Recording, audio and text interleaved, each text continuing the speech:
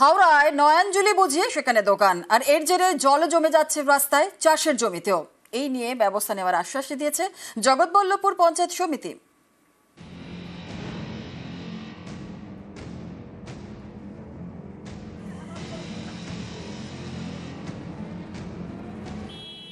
হাওড়ার জগৎবল্লভপুর এখানকার মাজু পঞ্চায়েত এলাকায় নয়নজুলি বুঝিয়ে দোকান তৈরি করা হচ্ছে।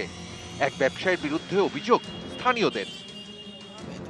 মঙ্গলবার দোকান তৈরির কাজ আটকে দেন স্থানীয়রা, রাস্তায় বসে বিক্ষোভ দেখান। ঘটনাস্থলে যায় পুলিশ।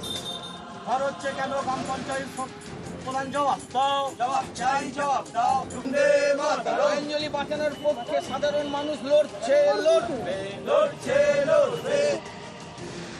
জগৎবল্লভপুরে মাজু কমিউনিটি হলের পাশে নয়নজুলি।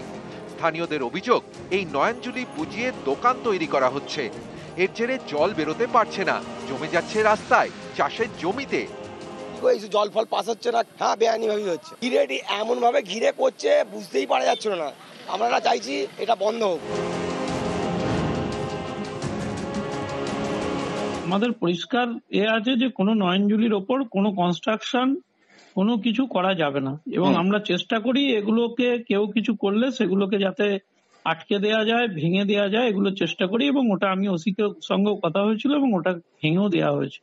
এটা ইরিগেশনকে আমরা বলছি তারা যেন আইন এখন বিষয়টা হচ্ছে ওটা তো ইরিগেশন পিডাব্লিউডি, বেশিরভাগ সময় এগুলো পিডাব্লিউডির নাচার উপর হয়, তো এখানে পিডাব্লিউডির একটা ভূমিকা থাকে।